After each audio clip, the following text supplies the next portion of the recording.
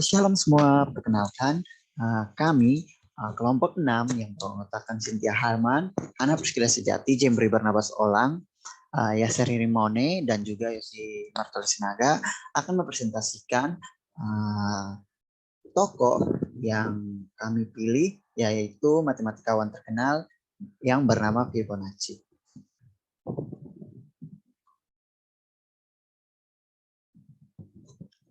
Di sini terdapat alur pembahasan yang akan kelompok kami bahas pada presentasi kali ini. Yang pertama itu kami akan membahas tentang biografi singkat, prestasi tokoh,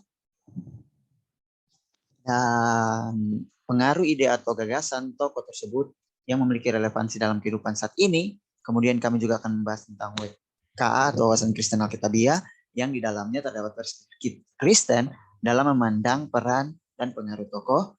Yang keempat, kami juga akan membahas tentang implikasi di mana kami akan memaparkan aplikasi proses belajar mengajar di kelas. Oke, selanjutnya, Fibonacci. Fibonacci atau juga kita kenal dengan nama Leonardo Pisano. Ia lahir pada tahun 1170 Masehi dan meninggal pada tahun 1250 Masehi. Nah, Pisano lahir di Italia, khususnya di kota Pisa. Nah, setelah ia lahir, ia dibesarkan di Afrika Utara. Nah, kenapa dia dibesarkan di Afrika Utara? Karena ayahnya ini bekerja di Afrika Utara. Ayahnya itu sedang bertugas di Afrika Utara. Nah, setelah dia dibesarkan, dalam prosesnya itu dia bertemu dengan seorang matematikawan Arab. Nah, matematikawan ini memperlihatkan keajaiban sistem bilangan Hindu-Arab, di mana yang kita tahu bahwa sistem bilangan Hindu-Arab itu adalah sistem yang berbasis 10. Selanjutnya, karena tertarik, Pisano kemudian ingin mendalami tentang sistem bilangan. Dia kemudian pergi untuk belajar di Mesir, dia kemudian pergi ke Syria, Yunani, dan Sisilia. Nah, pada akhirnya itu Pisano ini kembali pulang ke negaranya Italia, ke kota kelahirannya, yaitu kota Pisa.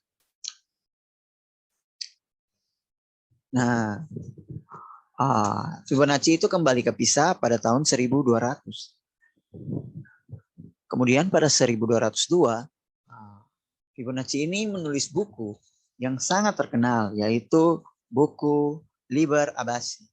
Nah, dalam buku ini itu Fibonacci memperkenalkan sistem nilai tempat dan angka Indo-Arab, yaitu angka yang berbasis 10. Dan juga Fibonacci mencantumkan soal-soal yang berkaitan dengan perdagangan.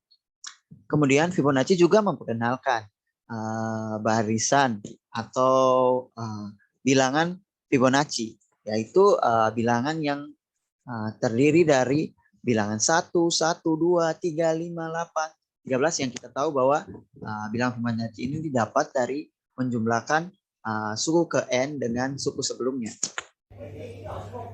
Selanjutnya kita masuk pada prestasi Fibonacci. Pada tahun 1202, Fibonacci berhasil menciptakan buku yang berjudul Liber Abaci. Buku ini ditulis menggunakan bahasa Hindu dan Arab. Dan buku ini merupakan awal perubahan angka Yahudi, Yunani, dan Romawi dalam perhitungan. Selanjutnya pada tahun 1220, Fibonacci mengeluarkan buku Practica Geometriae. Buku ini adalah kompendium tentang geometri dan trigonometri. 5 tahun setelah Fibonacci mengeluarkan buku Practica Geometriae, ia kembali mengeluarkan buku Flos pada tahun 1225. Buku ini berisi tentang solusi dari masalah-masalah yang diajukan Yohanes dari Palermo. Pada tahun yang sama juga, yaitu pada tahun 1225, Fibonacci menerbitkan buku Liber Quadratorum. Buku ini diperuntukkan sebagai persembahan bagi Kaisar Frederick. Buku ini membahas duduk kasus kuadratik, dan buku inilah yang pertama kali membahas permasalahan ditemukannya deret bilangan Fibonacci melalui ilustrasi kelinci beranak. Selanjutnya, ada juga dua buku yang lain yang merupakan karya dari Fibonacci, yaitu buku Di Minor Guisa tentang aritmatika komersial dan juga buku Commentary on Book X of Euclid's Elements. Dan kedua buku ini hilang. Pengaruh ide tokoh Fibonacci. Seperti yang kita tahu bahwa Fibonacci itu adalah hasil penjumlahan dua bilangan sebelumnya. Bilangan pertama itu 0, bilangan kedua itu 1, dan bilangan ketiga itu 0 ditambah 1 sama dengan 1. Begitu seterusnya. Kemudian pada tahun 1222 kita tahu bahwa Fibonacci pada bukunya Liber Abaci itu menuliskan suatu problem tentang masalah kelinci, di mana sepasang kelinci muda ditempatkan dalam suatu pulau yang diasumsikan bahwa kelinci tidak akan melahirkan sebelum berumur 2 bulan. Kemudian setelah berumur 2 bulan, setiap pasang kelinci akan melahirkan sepasang kelinci setiap bulannya. Pertanyaannya, berapa banyak pasang kelinci yang ada di sana setelah N bulan? Kita mengasumsikan bahwa kelinci itu tidak akan pernah mati. Melalui gambar yang ada pada slide itu, kita tahu bahwa kejadian ini itu berulang, di mana pada bulan pertama itu terdapat satu pasang kelinci. Karena usia kelinci memang belum cukup untuk memiliki keturunan, pada bulan kedua masih terdapat sepasang kelinci. Pada bulan ketiga, sepasang kelinci itu melahirkan sepasang kelinci muda. Kelinci yang sudah pernah melahirkan dapat melahirkan sepasang kelinci setiap bulannya, sedangkan kelinci muda yang baru lahir dapat melahirkan sepasang kelinci pada bulan berikutnya. Melalui itu terbentuklah suatu deret Fibonacci. Golden ratio diperoleh dari hasil bagi barisan Fibonacci dari suku sebelumnya, dan kita bisa melihat dari suku ke-13 pada deretan angka Fibonacci adalah 233, yang jika dibagi dengan suku sebelumnya itu 144 menghasilkan angka 1,618, begitu seterusnya, dan ini merupakan salah satu hal yang istimewa. Pengaruh ide teori Fibonacci itu juga ternyata dipakai pada lukisan Mona Lisa oleh Leonardo da Vinci. Dia merupakan seorang seniman dan matematikawan yang mempelajari golden ratio dalam lukisannya. Ia menggunakan golden ratio untuk mendapatkan proporsi tubuh yang sesuai dan seimbang. Kita bisa melihat bahwa golden ratio ini diterapkan pada lukisan Mona Lisa.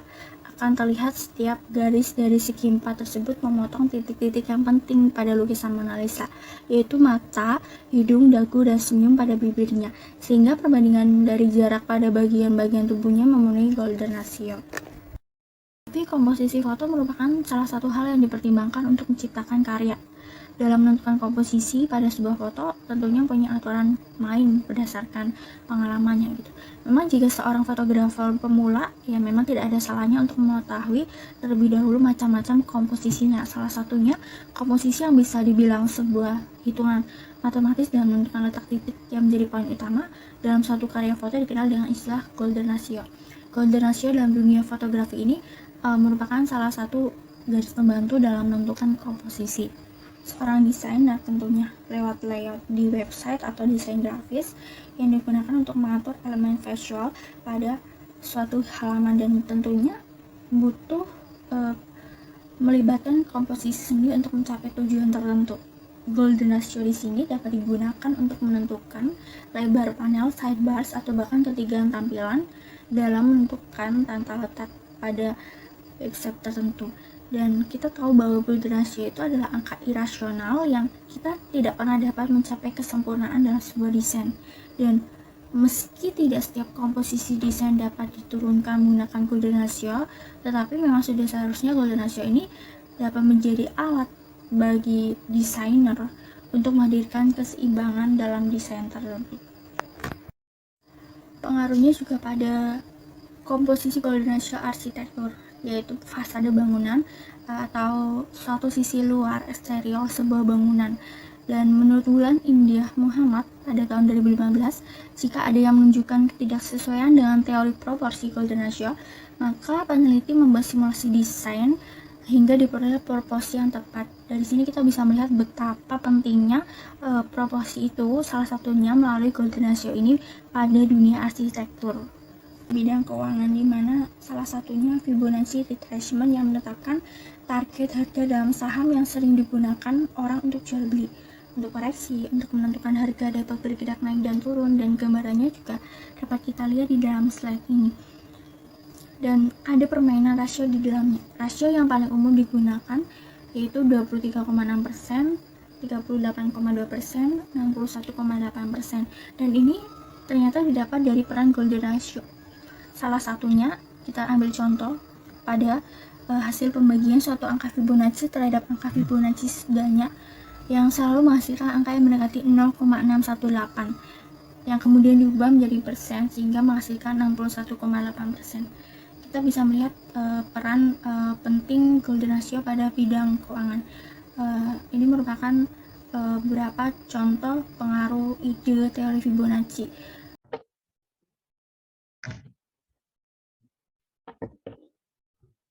Baik, selanjutnya kita masuk ke pandangan Alkitabiah terhadap karya Fibonacci. Nah, sebelumnya kita sudah tahu bahwa penemuan karya Fibonacci yang paling terkenal yaitu penemuan the golden ratio atau perbandingan emas, yaitu nilai 1,618 dan seterusnya. Nah, penemuan golden ratio ini sangat bermanfaat bagi kehidupan manusia dan menunjukkan betapa teraturnya Allah kita. Nah, kita bisa menggunakan golden ratio dalam membangun gedung, dalam melukis, fotografi, dan lain sebagainya. Nah, ternyata golden ratio ini juga banyak terdapat di alam. Contohnya pada wajah manusia ada, tubuh manusia juga ada golden ratio.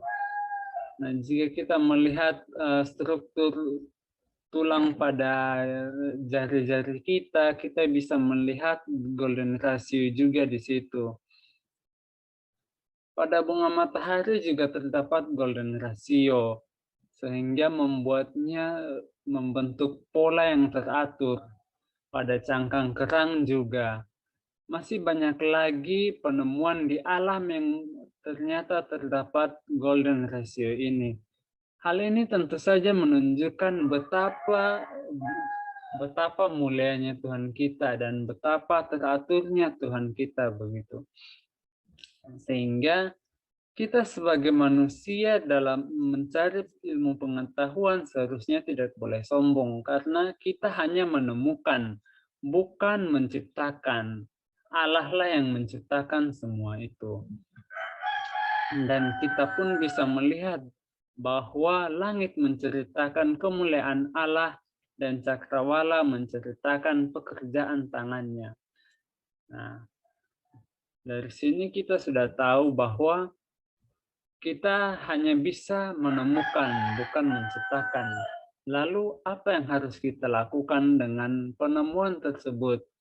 Nah, kita harus menggunakannya sebaik mungkin. Contohnya dalam pembangunan gereja, kita juga menggunakan golden ratio untuk membangunnya lebih bagus.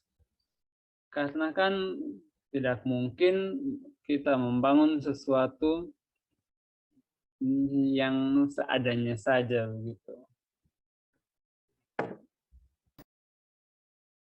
Sekarang kita akan melihat aplikasi proses belajar mengajar di kelas berkaitan dengan pengaruh dan peran dari Leonardo Pisano. Pertama, kita dapat melihat bagaimana semangat dari Leonardo untuk mau terus belajar, mau terus mengembangkan dirinya, kemampuannya yang telah Allah berikan kepadanya, yaitu dengan cara dia belajar menggali ilmu ke beberapa daerah. Begitu juga dengan kita sebagai seorang guru Kristen, kita harus mau terus belajar mengembangkan materi yang akan kita bawakan kepada siswa, sehingga siswa tidak hanya sebatas belajar materi, tetapi mereka juga dapat melihat dan menikmati Allah di dalam setiap pembelajaran yang ada. Kemudian yang kedua adalah ketulusan dalam mengajar. Kita dapat melihat bagaimana Leonardo memberikan hati dan pikirannya kepada sesamanya dengan cara dia membagikan dan memperkenalkan sistem bilangan dan ilmu matematika lainnya yang telah dia pelajari dari matematikawan Arab. Demikian juga yang harus kita lakukan sebagai seorang guru. Kita harus memiliki ketulusan hati, kita memberikan hati dan pikiran kita, waktu kita, tenaga kita kepada siswa. Karena kita percaya bahwa apa yang telah Allah berikan kepada kita, itu juga yang harus kita bagikan kepada siswa. Untuk siswa boleh kembali lagi melihat akan Allah di dalam diri kita sebagai seorang pendidik. Kemudian yang ketiga adalah ketekunan. Kita tadi telah membahas bagaimana Leonardo membagikan apa yang dia miliki kepada sesamanya. Dia juga memberikan dan memperkenalkan ilmu matematika seperti sistem bilangan dan yang lainnya ke dunia Eropa. Berhenti di dunia Eropa atau negara-negara yang ada di Eropa, tetapi juga ke seluruh penjuru dunia yang saat ini kita boleh mengenal penulisan bilangan dan perhitungan bilangan serta pola-pola bilangan yang ada di alam sekitar kita yang telah disumbangkan oleh Leonardo melalui penemuannya. Kemudian kita juga boleh belajar dari Leonardo bagaimana seorang guru harus menyadari bahwa guru adalah seorang seniman. Menurut Brummelen, guru sebagai seorang seniman dapat membantu siswa memahami dan menggunakan materi yang dipelajari di dalam kehidupan nyata, yaitu seorang guru dapat mendorong dan mendukung siswa dalam mengembangkan kekreativitasannya, dalam melihat alam sekitar dengan pelajaran yang telah dipelajari di dalam kelas.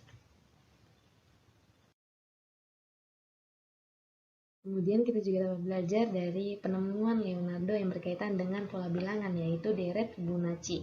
Kita dapat melihatnya di lingkungan sekitar kita. Dengan demikian, Leonardo telah berhasil untuk membawakan ilmu matematika ke dalam kehidupan sehari-hari secara kontekstual. Contohnya adalah rasio di dalam cangkang keong, jumlah dari kelopak bunga matahari, dan jumlah dari kelinci yang beranak pinak. Demikian juga yang dapat kita ambil sebagai seorang guru Kristen. Kita harus mempersiapkan diri kita sebagai pengajar, sebagai pendidik sebelum kita memasuki kegiatan belajar mengajar di dalam kelas, yaitu strategi pembelajaran dan materi yang akan kita bawakan, sehingga materi tersebut dapat dibawakan secara kontekstual dan lebih dekat dengan siswa, sehingga siswa lebih mudah untuk memahami materi yang akan kita bawakan. Dan kita juga dapat memberikan pemecahan masalah sehingga mereka semakin meningkatkan kemampuan berpikir kritis mereka dan semakin kreatif. Dan juga mereka juga dapat melihat bagaimana Allah yang teratur, yang menciptakan alam semesta yang begitu indah, yang begitu teratur di dalam kehidupan mereka. Oke, sekian dari presentasi kami. Kami juga memaparkan daftar pustaka sebagai sumber atau referensi yang kami pakai dalam pembuatan presentasi UAS Sejarah Dunia ini. Terima kasih semua, terima kasih teman-teman. Jika ada pertanyaan ketika saran, silakan bertanya nanti pada sesi sinkron. Terima kasih teman-teman. Bye-bye.